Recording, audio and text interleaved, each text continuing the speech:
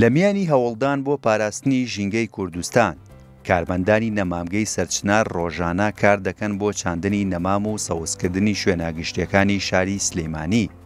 سەدان نەمامی سنەوبەر و جۆرە جیاوازەکانی تر لە نەمامگەکە چێندراون و لە شوێنی تایبەتدا پەرەیان پێدەدرێت کەشی گونجاویان بۆ دابین دەکرێت.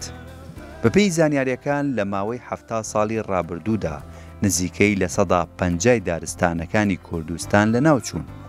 ئەمەش دەگەڕێتەوە بۆ کەمی بارانبارین و گۆڕانی دۆخی کەشوهەوا و هەروەها ڕووداوەکانی ئاگرکەوتنەوە. زۆرترین کاریگەریەکان لە ناوچەی کارتێکراون بە گۆڕانی کەشوهەوا و کەمبوونەوەی باران و زیادبوونی پلەکانی گەرمی و بەشێکی تریشی لە ناوچە سنووریەکانن کە بەهۆی جەنگ و ئەوانەوە کاریگەری لەسەر دروست بووە و بەشێکیشی بەهۆی زروفی اقتصادی و نالەباری بەتایبەتی ناوەڕاستی نەوەتەکانی هەرێمی کوردستان لە سەدەی ڕابردوودا کە قەیرانی دارایی و گرانی هەبوو خەڵک لە نەوتی دەست نەدەکەوت دەچوو داری دەبڕی. هۆکاری ئاگادکەوتنەوەکان بێگومان مرۆیین ینی کەم حاڵەت هەیە سروشتی بێت چونکە کەمتر لە وەرزی هاوینە لای ئێمە بڵین کە وەرزی و شکبوونی پوش و ئەوانەیە پاوانەکانمانە بڵین کاریگەری وەک هەورە بروسکە یان شۆرتی کارەبا زیاتر هۆکاری مرۆییە جا هەندێک جار کەمتەرخەمی زۆرە.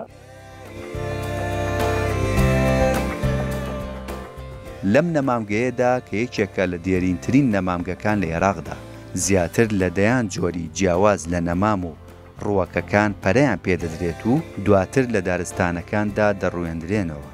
بەشێکی زۆری نەمامەکان بێ بەرامبەر دەدرێن بە جووتیارەکان.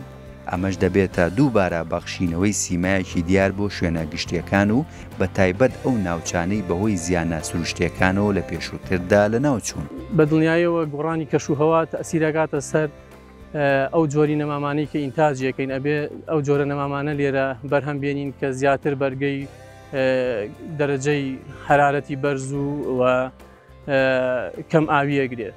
ئێمە وامان کردووە کە لێرە زیاتر ئەو جۆرە نەمامانە بەرهەم بێنین کە لەگەڵ گۆڕانی کەشوهەوا و بەرزبوونەوەی پرەی گەرمیا گونجاو بێبێت بۆ سلێمانی بە تایبەت و بۆ هەرێمی کوردستان بەگشتی.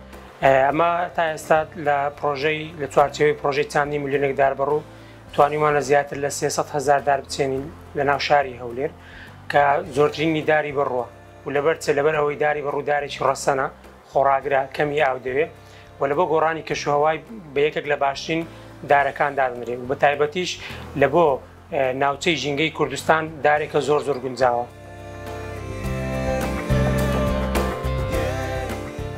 لە میانەی کارەکانیاندا لە نەمامگەکەی سەرچنار تا کۆتایی ئەمساڵ زیاتر لە 1.5 ملیۆن نەمام پەرەیان پێدراوە. بە هەمان شێوە ڕێکخراوی خۆراکی جیهانی لە ماوەی 5 ساڵدا بە نیازە پاڵپشتی جووتیاران بکات بۆ چاندنی 36 ملیۆن نەمام لەسەر ڕووبەری 61,000 هێکتار زەوی لە هەرێمی کوردستان. هەر بۆیە ڕێکخراوە جیهانیەکان بە گرنگیەوە باس لەم هەوڵانە دەکەن و تیشک دەخەنە سەر ئەو کارانەی لە پێناو دووبارە سەوزکردنەوەی ژینگەی کوردستان بە ئەنجام دەگەێنرێت.